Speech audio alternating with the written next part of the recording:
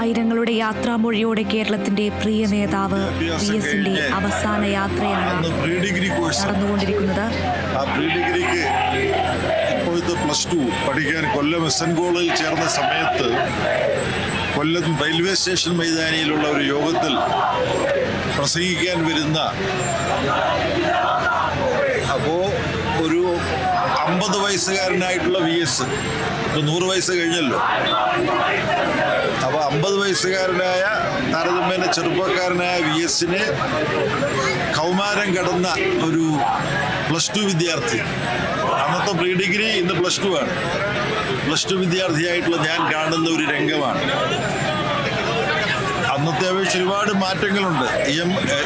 VS പ്രസംഗിച്ച railway station മൈതാനം തന്നെ ഇന്നൊരു ആരാധനാലയമായിട്ട് മാറി. ആ മൈതാനം ഇല്ലാതായി കൊല്ലത്ത്. അപ്പോൾ ഒരു കടഞ്ഞെടുത്ത വീട്ടിത്തടി പോലുള്ള ശരീരമാണ് VS-ന്. നല്ല ബലിഷ്ഠമായ ശരീരം, ശരീരത്ത് പറ്റിച്ചേർന്ന് കിടക്കുന്ന ജുബ. പ്രസംഗിക്കുമ്പോൾ ഒരുപാട് ആംഗ്യവിക്ഷേപങ്ങളോടുകൂടിയാണ് പ്രസംഗം. ആംഗ്യവിക്ഷേപങ്ങളുടെ ഒരു ചടുലത കൊണ്ടും കാഠിന്യം കൊണ്ടും പ്രസംഗിച്ചൊരു 10-20 മിനിറ്റ് കഴിയുമ്പോഴത്തേക്ക് VS വിയർത്ത് കുളിക്കുകയാണ്. അപ്പോൾ ആ സ്വന്തം വിയർപ്പിൽ ശരീരത്തോട് ഒട്ടിപ്പിടിച്ച് കിടക്കുന്ന ജുബ, ആ ജുബായിൽ നിന്ന് പ്രസംഗിക്കുന്ന VS-ന്റെ ചിത്രമാണ് എൻ്റെ മനസ്സിലുള്ളത്. VS-ന്റെ അന്നത്തെ ആ വേഷം മരിക്കുമ്പോഴും അദ്ദേഹം മാറ്റിയിട്ടില്ല. അപ്പൊ ചില കാര്യങ്ങളിലുള്ള വാശി വിട്ടുകൂടാ. അത് എവിടെ ഒരു അനീതി ഉണ്ടെന്ന് കേട്ടാലും VS അവിടെ ഓടിയെത്തും. അതിനായിട്ടുള്ള സമരത്തിൽ പങ്കെടുക്കും, ജനപക്ഷത്ത് നിൽക്കുക, അതോടൊപ്പം പ്രകൃതിയുടെ പക്ഷത്ത് നിൽക്കുക. പ്രകൃതി ഉണ്ടെങ്കിലേ മനുഷ്യനുള്ളൂ. പ്രകൃതി സംരക്ഷണം അനീതിക്കെതിരായ സമരം പോലെ തന്നെ തൻ്റെ ജീവിതവൃതമാക്കിയ മറ്റധികം രാഷ്ട്രീയ നേതാക്കന്മാരില്ല. VS-നെ ഒരു വാക്കിൽ VS-ന് ഒരു പര്യായം പറഞ്ഞാൽ പോരാട്ടം എന്നുള്ളതാണ്. എല്ലാവരും ഇപ്പൊ മുദ്രാവാക്യത്തിൽ വിളിക്കുന്നതാണ്. മറ്റൊന്ന്, ഞാൻ മുമ്പ് അധികം കേട്ടിട്ടില്ലാത്ത ചില മുദ്രാവാക്യങ്ങൾ ഇപ്പൊ കേൾക്കുകയാണ് VS-നെ കുറിച്ച്. ഞങ്ങളുടെ കണ്ണിലെ കണ്ണീരായി, ഞങ്ങളുടെ നെഞ്ചിലെ നൊമ്പരമായി, ഞങ്ങൾക്കൊപ്പം നിന്ന സഖാവി. ഇതൊരു കവിതയാണ്. ഞാനിത് ആദ്യമായിട്ട് കേൾക്കുകയാണ്. നേരത്തെ ആരെങ്കിലും ഇത് വിളിക്കുന്നുണ്ടാവുമോ, ഞാൻ കേൾക്കാത്തതാണോ എന്നെനിക്കറിഞ്ഞു. അപ്പൊ ജനങ്ങള് അവരുടെ ഹൃദയത്തിലേക്ക് ഏറ്റെടുത്ത ഒരു നേതാവ്.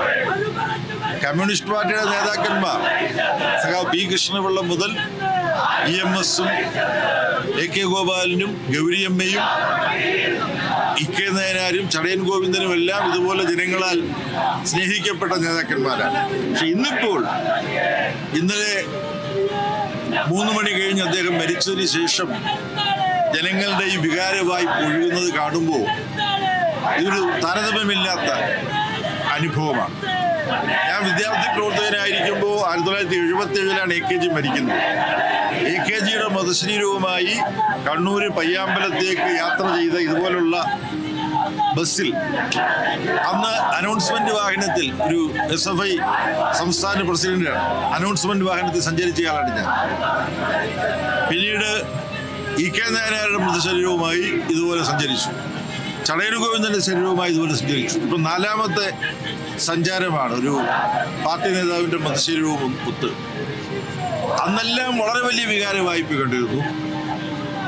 അതിന് സമാനമെന്ന് പറഞ്ഞുകൂടാ, അതിനപ്പുറമുള്ള ഒരു വികാരം തള്ളിച്ചയാണ് സാമാന്യ ജനങ്ങളിൽ നിന്നുണ്ടാവുക. ഇതിന് കാരണം സന്ധിയില്ലാത്ത സമരമാണ് VS എന്ന് പറഞ്ഞു. ജീവിതത്തിലുടനീളം കഴിഞ്ഞ 4-5 വർഷക്കാലമായിട്ട് സജീവമായിരുന്നില്ല, രോഗാതുരനായിരുന്നു. ഞാൻ അവസാനമായിട്ട് VS-നെ കാണുന്നത് മധുര പാർട്ടി കോൺഗ്രസ് കഴിഞ്ഞ് ആ പാർട്ടി കോൺഗ്രസ് ഏൽപ്പിച്ച പാർട്ടി സംഘടനയിലെ പുതിയ ചുമതല ഏറ്റെടുത്ത് കഴിഞ്ഞപ്പോൾ തിരുവനന്തപുരത്ത് ആദ്യം കാണേണ്ട ആള് സഖാവ് VS ആണ് എന്ന് കരുതി സഖാവ് VS-ന്റെ വീട്ടിൽ പോയി. വസുമതി സഖാവിനെ കണ്ടു, മകൻ അരുണിനെ കണ്ടു, മറ്റാളിനെ കണ്ടു. അപ്പോൾ VS രോഗാതുരനായി കിടക്കുകയാണ്. അപ്പൊ അതുകൊണ്ട് തന്നെ ഞങ്ങൾ അവിടെ മുമ്പ് പലപ്പോഴും പോകുമ്പോൾ VS-നെ ഉറയിച്ചെന്ന് കണ്ട് സംസാരിക്കാനൊന്നും ഉരുമ്പെടാറില്ല, കാരണം ആരോഗ്യസ്ഥിതിയായതുകൊണ്ട്. പക്ഷെ ഇത് എൻ്റെ കൂടെ ബെറ്റി ഉണ്ടായിരുന്നു. ബെറ്റി പറഞ്ഞ് നമുക്ക് പിന്നെ ബസുമതി സഖാവിൻ്റെ സമ്മതത്തോട് വി എസിനെ ഒന്ന് കാണാം. അങ്ങനെ മുറി തുറന്ന് അകത്തേക്ക് ചെന്നു. ഇപ്പോൾ ശ്വാസോച്ഛ്വാസം ചെയ്തുകൊണ്ടിരിക്കുകയാണ്. അപ്പോൾ ബെറ്റിയാണ് വിളിച്ചു പറഞ്ഞത്, വി എസ് ഞങ്ങൾ പാർട്ടി കോൺഗ്രസ് കഴിഞ്ഞ് വന്നിരിക്കുകയാണ്, സഖാവിന് സുഖമല്ലേ? അപ്പോൾ മറുപടിയൊന്നും പറഞ്ഞില്ല. വി എസിൻ്റെ ശരീരം ഒന്ന് ശ്വാസോച്ഛ്വാസത്തിന് പുറമേ ഒന്ന് ചലിച്ചു.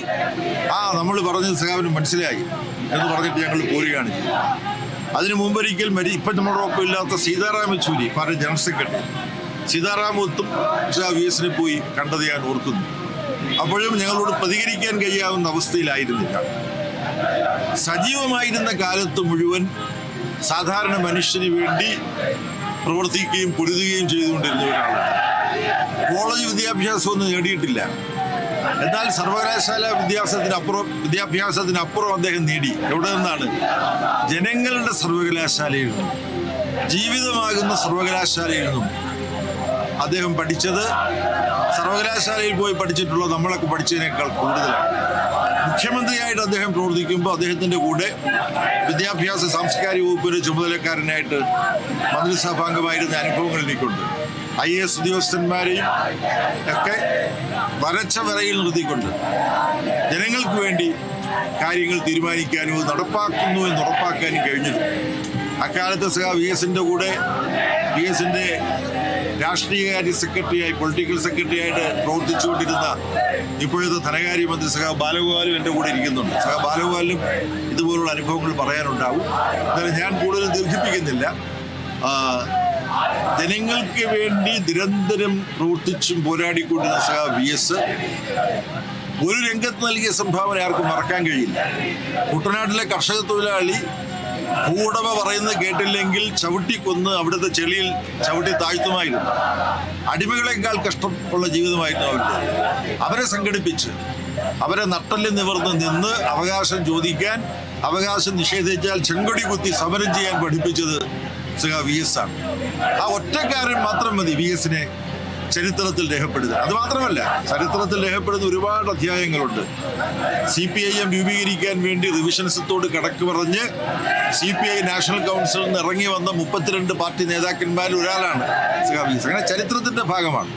സ്വാതന്ത്ര്യ സമരത്തിൽ പങ്കെടുത്തിട്ട് കമ്മ്യൂണിസ്റ്റ് പാർട്ടി നേതാവായി ഇന്ത്യയിലെ പോളിറ്റ് ബ്യൂറോ നിലവാരത്തിൽ ഉയർന്ന വേറൊരു നേതാവിന് ബാക്കിയില്ല.